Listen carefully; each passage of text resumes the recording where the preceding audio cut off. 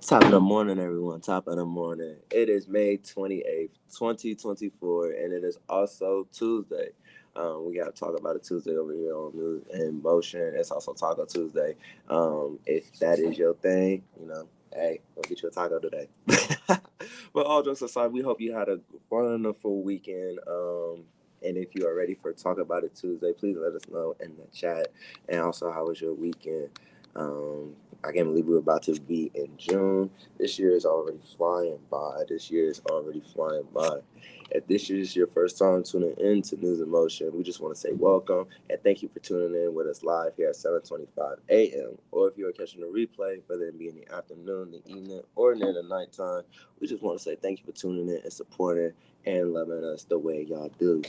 We can be found on LinkedIn, YouTube, or any audio or podcast platforms.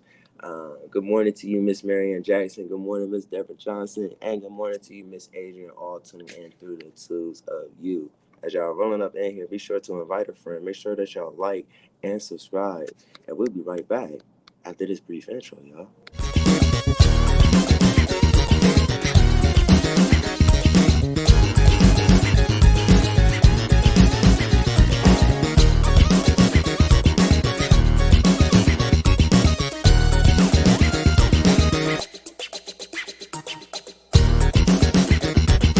News in Motion.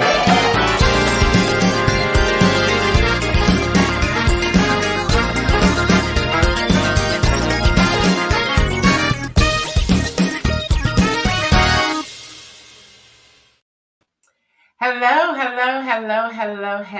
What's up, everybody? I see you, Latrice Jones, rolling up in here. Shardinia, good morning to you. Fred Jones, good morning to you. Hopefully all of you had a restful long weekend. You did some reflection. You took us a moment to step back and to think about our heroes who died for us. Just a lot's been going on. To all the graduates, congratulations to you. My nephew Isaac will be graduating this week, so I'm so excited about him. I think I'm more concerned about his mama and daddy though, but I'm so excited about him. I really am. Just to be on that journey with you all, Latrice and Fred, the small portion that I was on the journey with you all. I'm so excited about his graduation. So excited about it. So with that, y'all, put in the chat. Good morning, Kim Edmondson. Put in the chat what you did this past weekend. What you did. Did you plant flowers? Did you go to some Memorial Day events? I don't know if you cooked out because it was storming.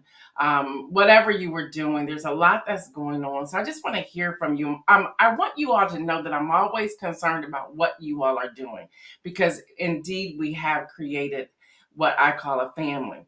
I received a question. I want to touch on it this morning. By the way, y'all, that's happening Tuesday. Today is Tuesday, May the 28th.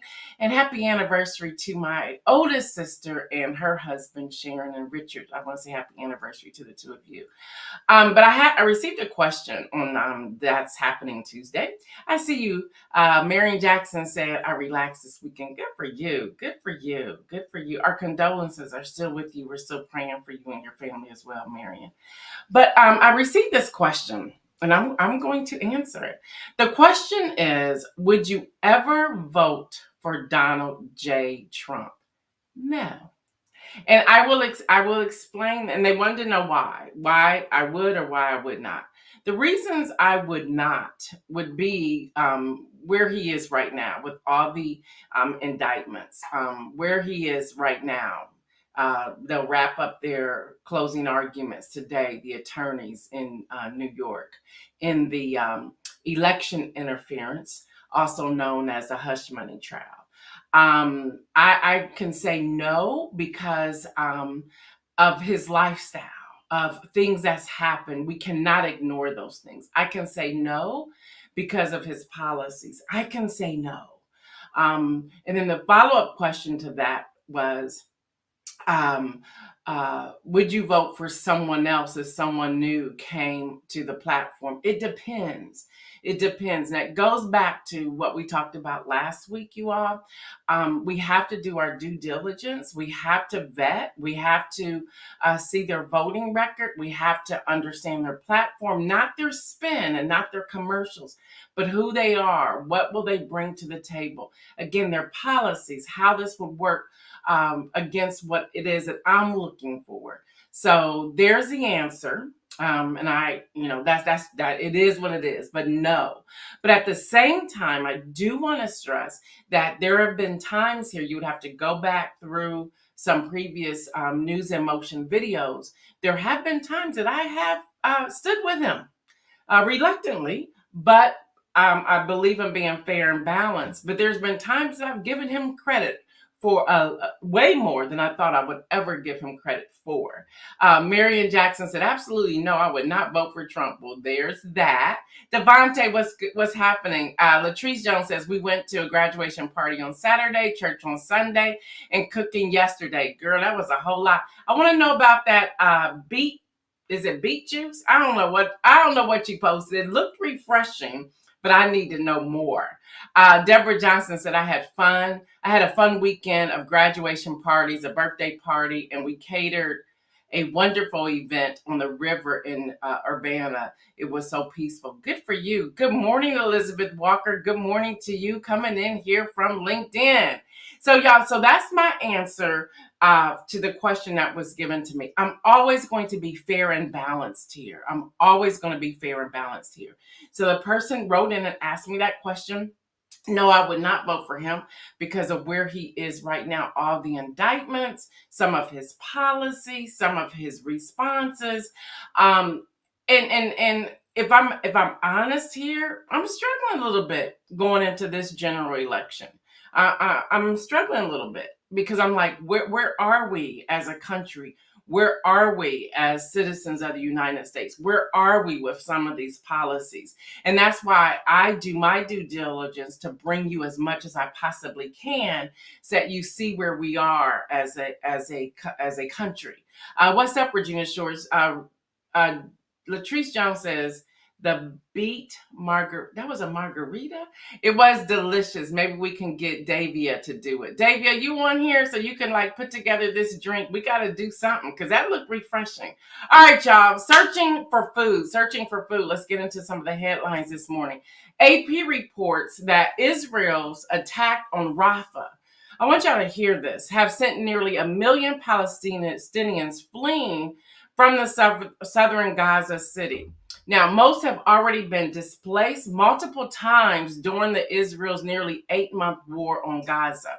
So let's just start there for a moment. Let's reflect on that. Let's remember that's happening. Good morning, Bergie.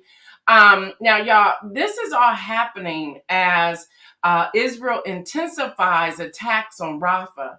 Now, we have desperate Palestinians who are living in tents.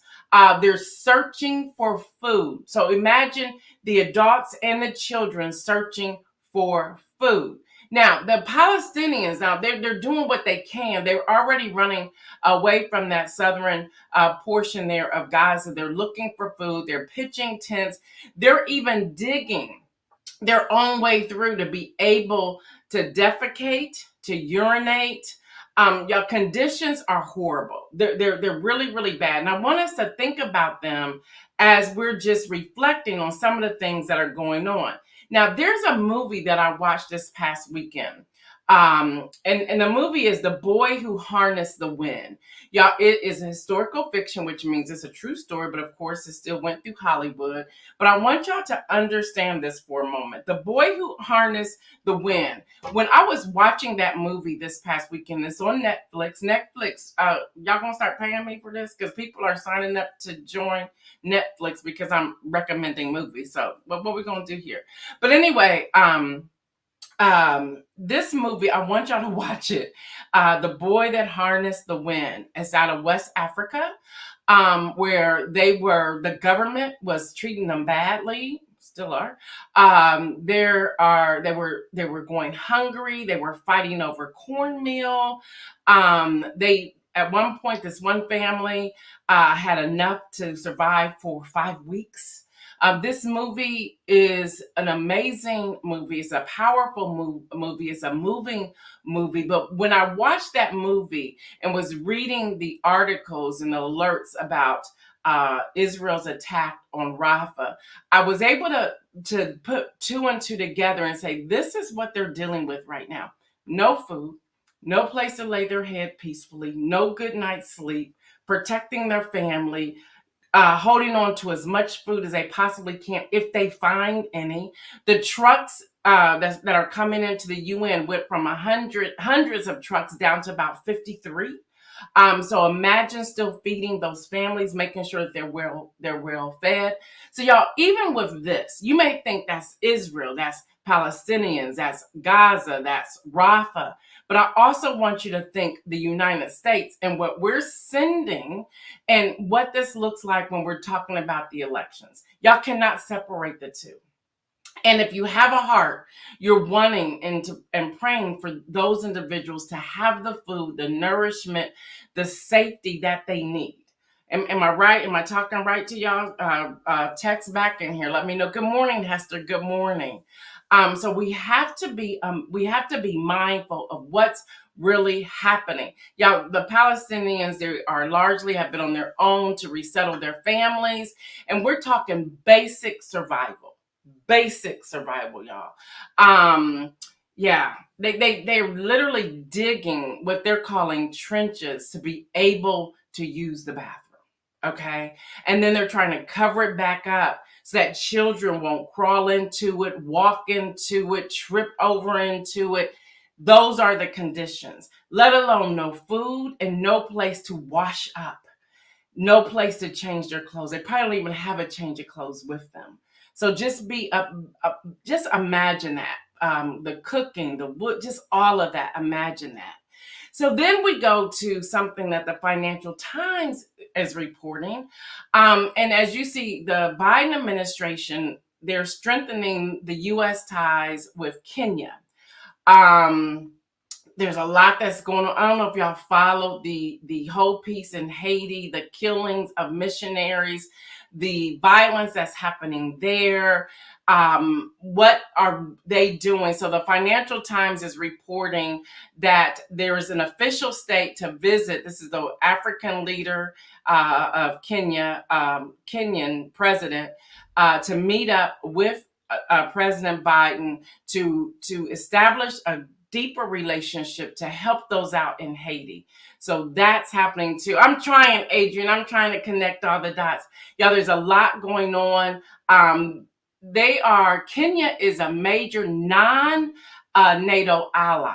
So that is happening as well. So people are pushing back saying, well, they're not a part of NATO. And I have to be happy that the Biden administration is saying, we don't care.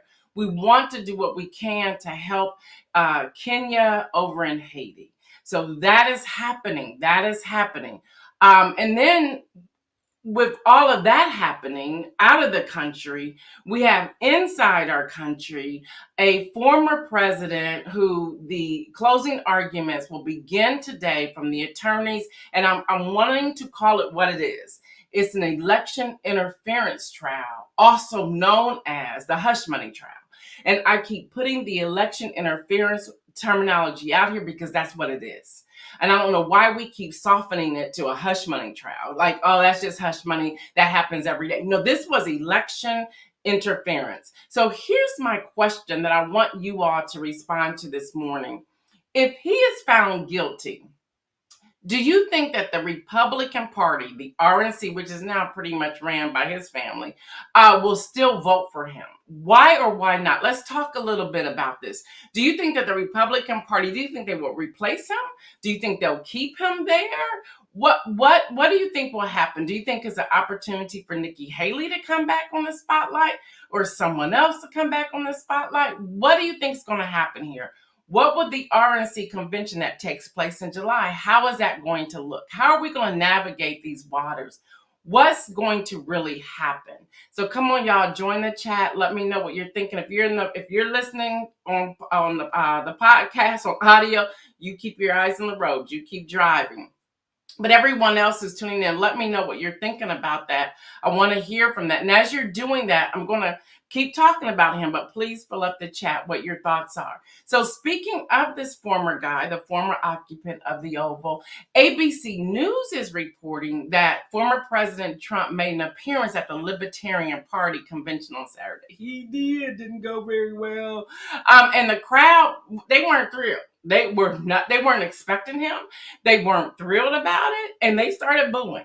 And there's plenty of videos out there that shows y'all just how loud the boos were. He released a statement on Sunday. I'm sure he probably was like, let me back up here.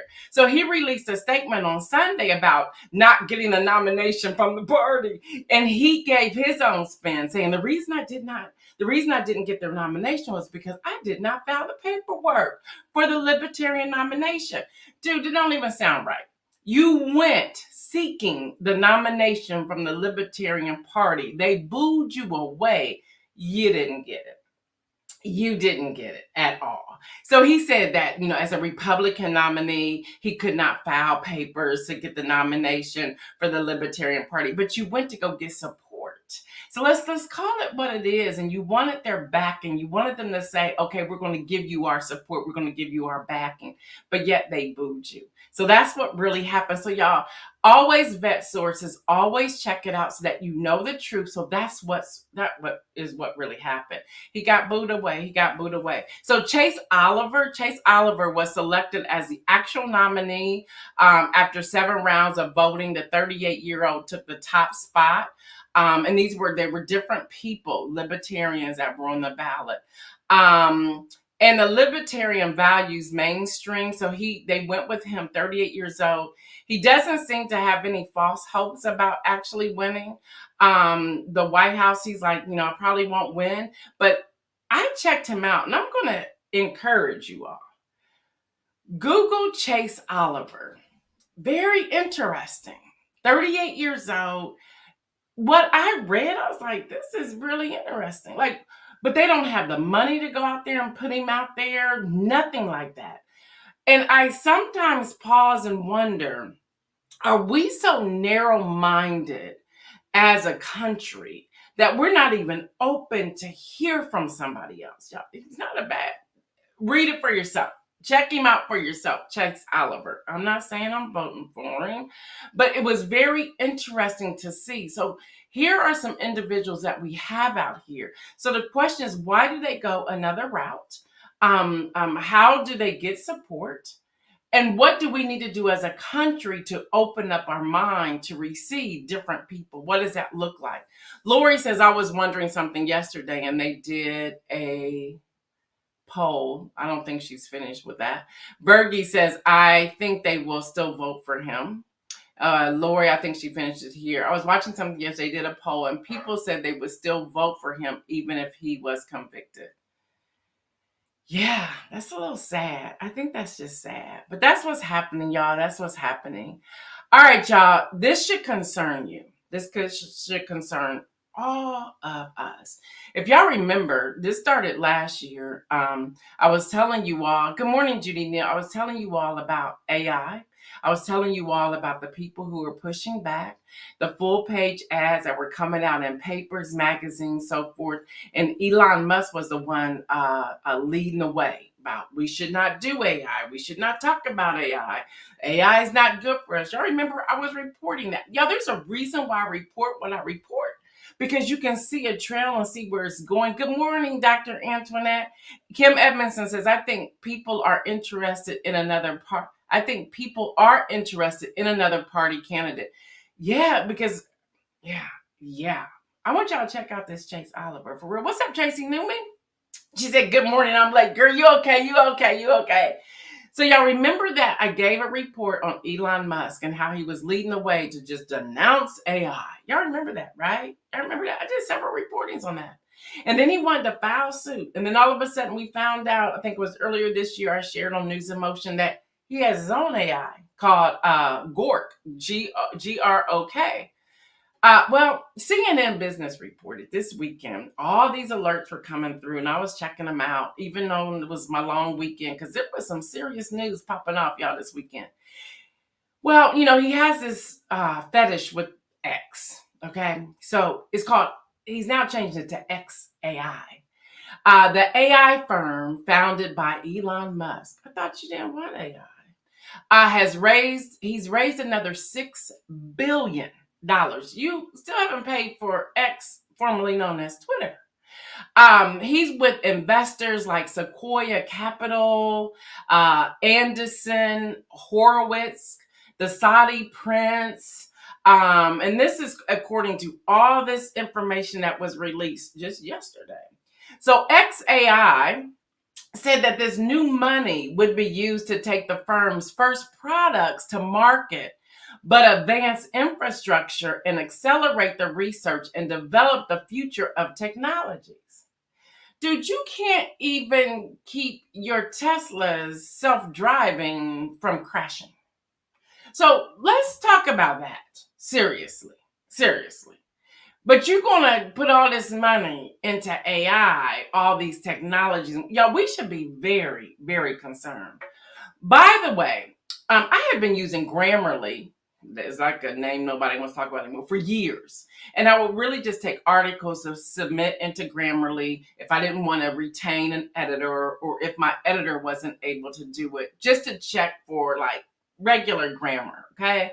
Or misspelling words, or maybe I need to change the sentence this way. That's Grammarly. Y'all, Grammarly's still out there. Lately, I've been trying to really get some sort of familiarity with AI. Like, okay, let me check out this chat GPT. So instead of going to Grammarly, I'll put an article there. Y'all, the misinformation I get back, because AI will want to try to change your stuff, no matter, even if you say, and I normally put in there just like I would do with Grammarly, is this correct? Or check this for errors. And then I will put the article in there.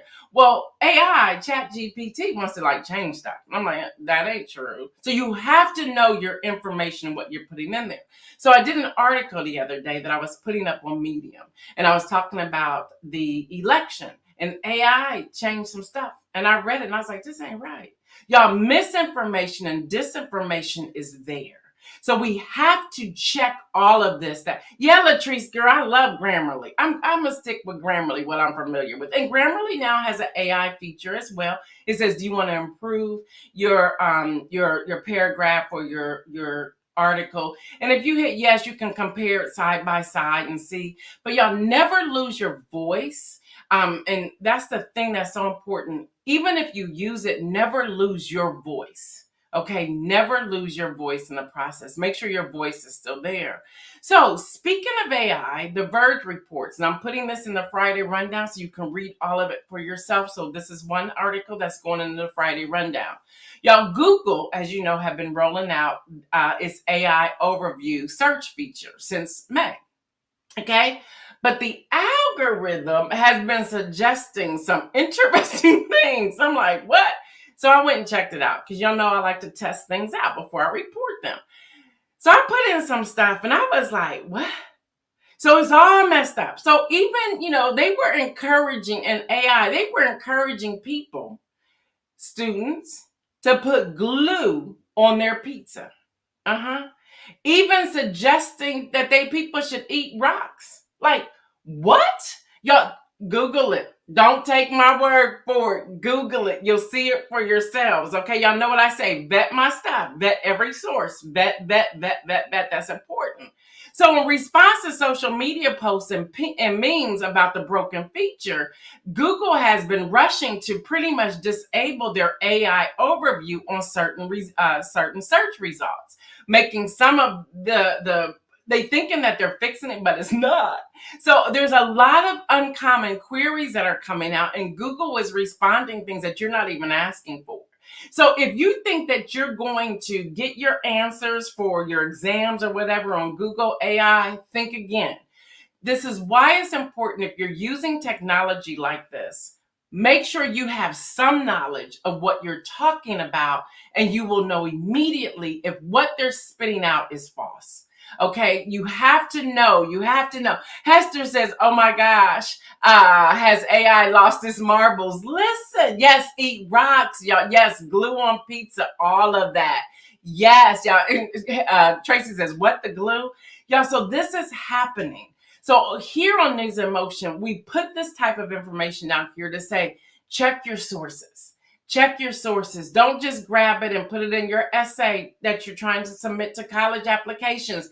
Check your sources. Know what it is, what you're writing. If you have written an article, write the entire article. Submit it.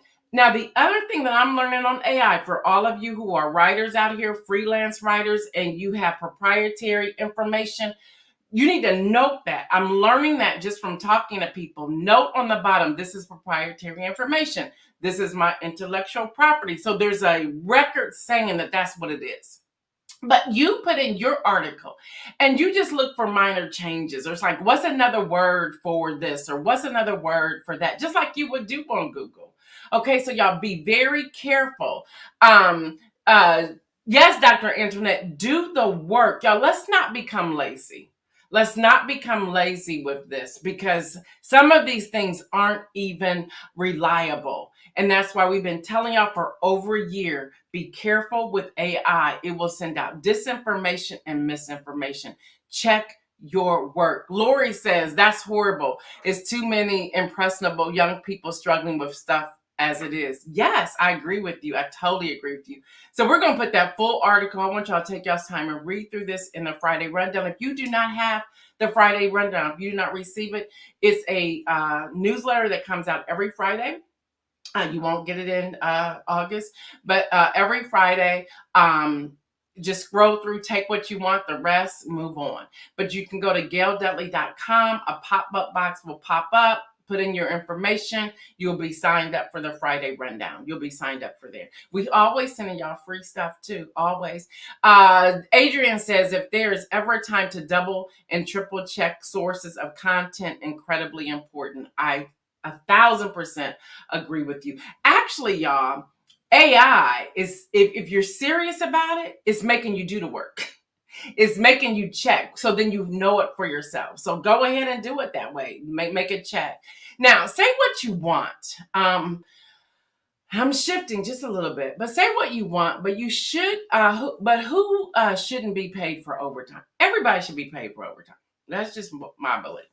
So there's a U.S. business group who has filed a suit to block the Biden administration's rule requiring mandatory overtime pay for salaried workers making less than $1,128 a week.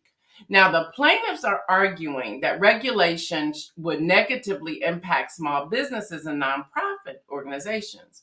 So Yahoo Finance put this out there, and this is really good, y'all.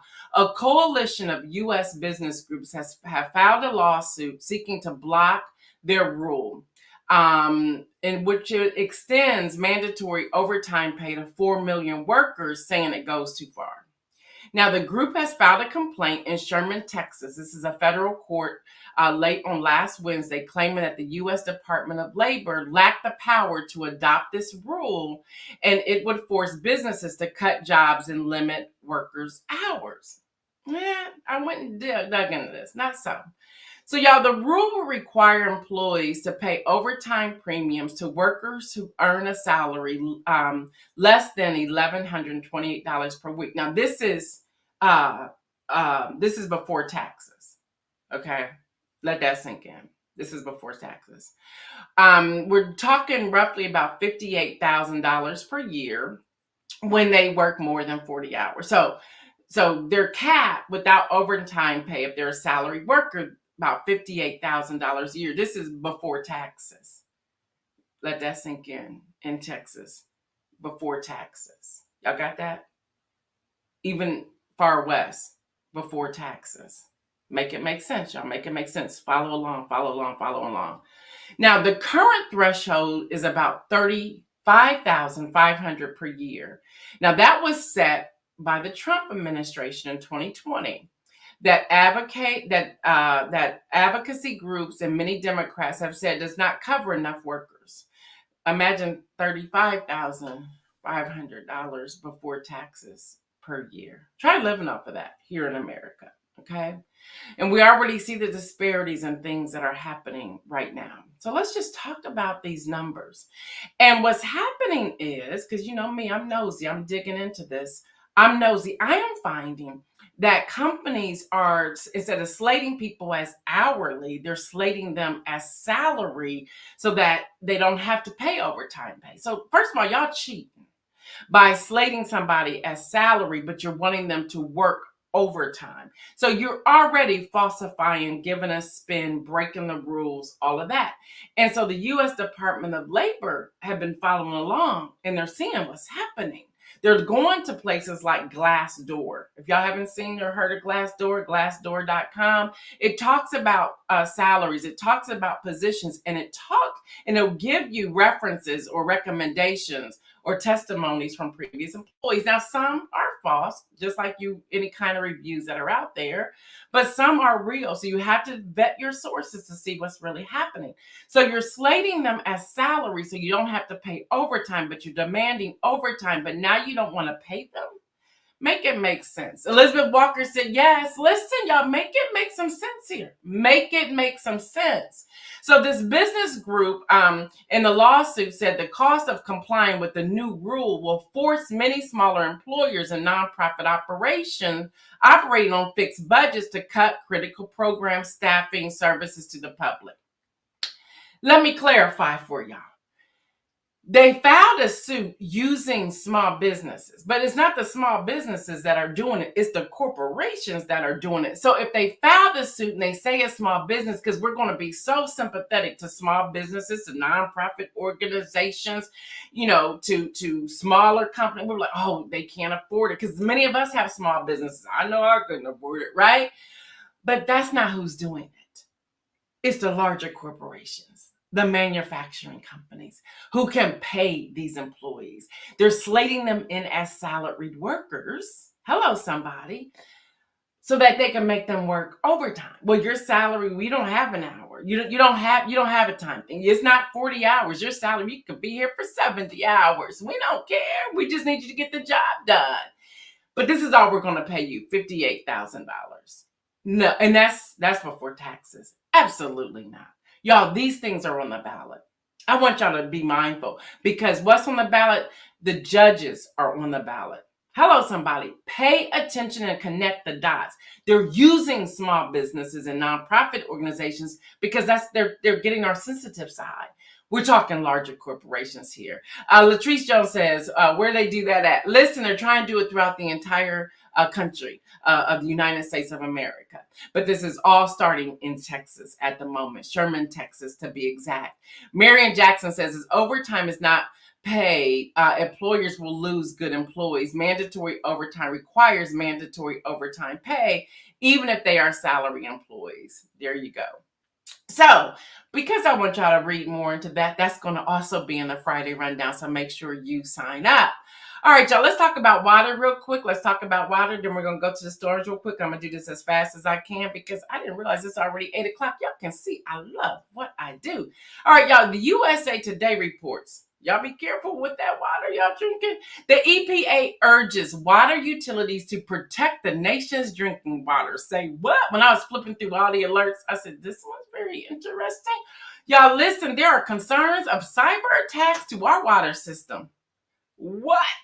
Y'all, cyber attacks are targeting water utilities across the country have increased in frequency and severity. The U.S. Environmental Protection Agency warned everybody on Monday, somebody say Monday, as it urges the community water systems to take immediate steps to reduce cybersecurity vulnerabilities and protect the nation's public drinking water supplies. Straight out of the USA Today, I gave the complete quote there.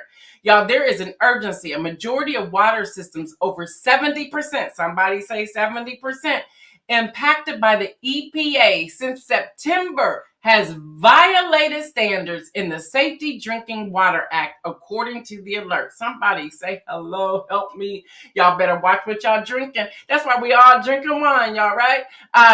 Dr. Antoinette says, plus the DOL creates, the Department of Labor, creates a job class category, which determines whether a position is exempt or non-exempt. You are absolutely correct. Yes, Kim Edmondson say what? Yes, Latrice, Lord the water. Yes, 70%, y'all. 70%.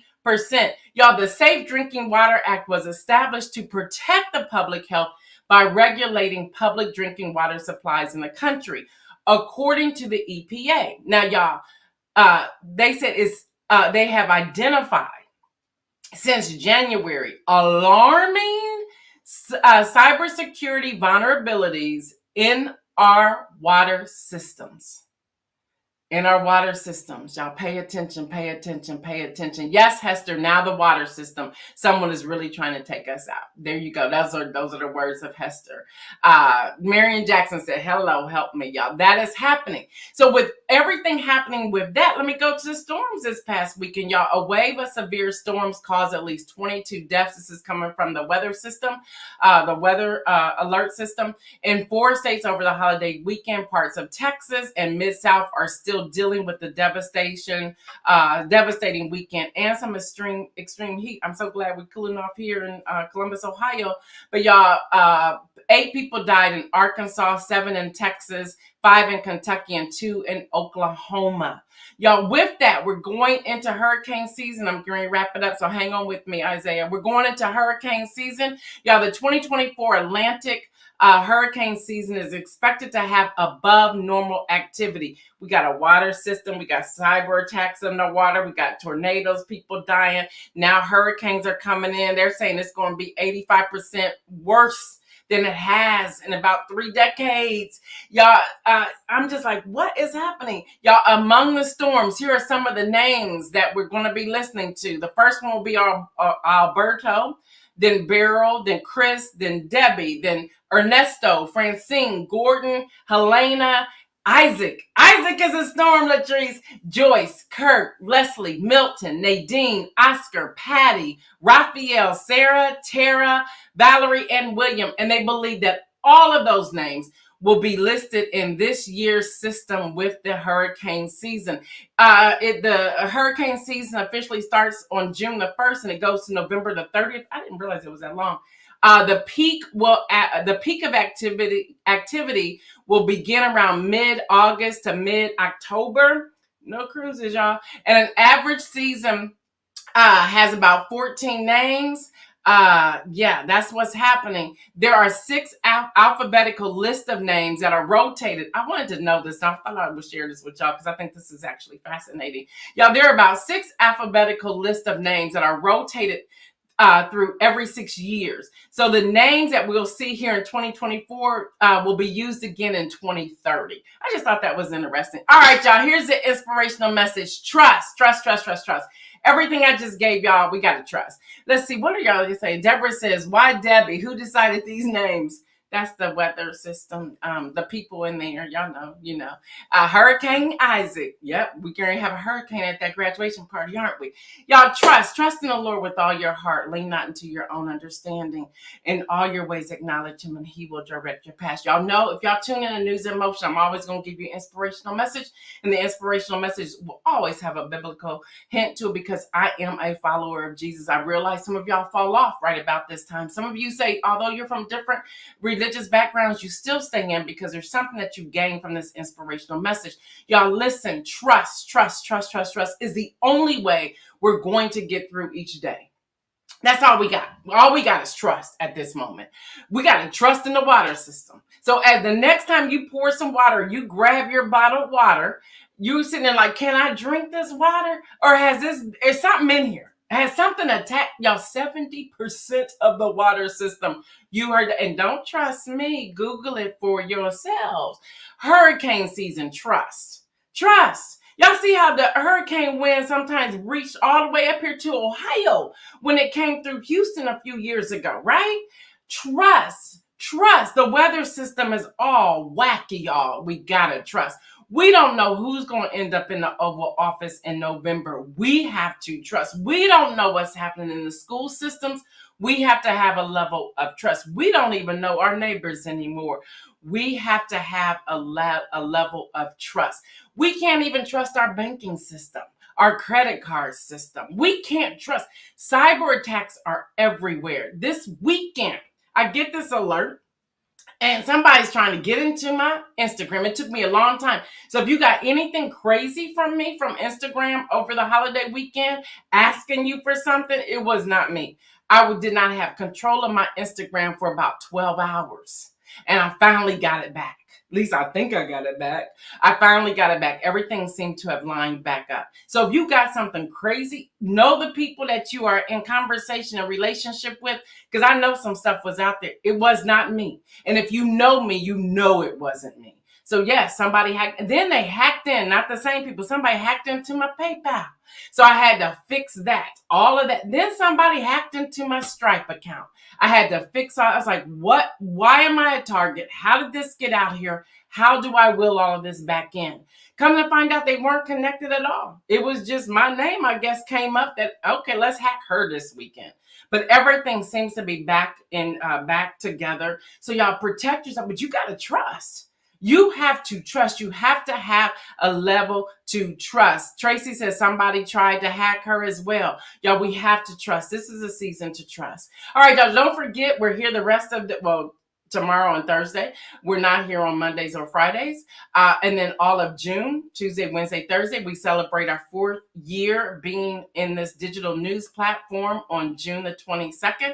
July, Young People Takeover. You will only see me after the RNC convention, because I got to come in and report to y'all about that. And I'll do it along Isaiah and Lexi. August, you will only see me when I do the DNC commentary for that. And then we'll be back in September, October, November. Y'all pray. I don't know what we're going to do come November after the election, but we'll see where we're going with that. But y'all, thanks for hanging out with me. If you have not gotten a copy of Inspire Call to Action, please get that sooner than later. You can go to Amazon.com to get a copy of that. If you have the book, I'm begging you. I am literally on my knees begging you at this moment. Not technically, but okay. Just imagine me on my knees begging you. Review the book. Review the book. Go to Amazon.com. Review the book. Please review the book. We need you to review the book. You can find the book on Amazon, Barnes & Noble, and other places as well. All right, y'all.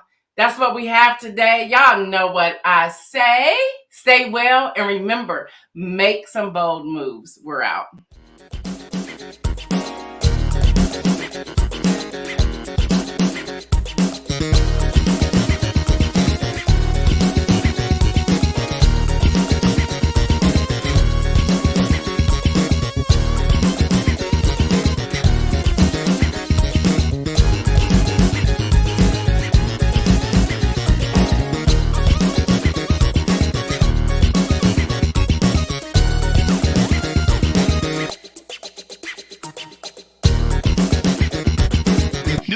Motion.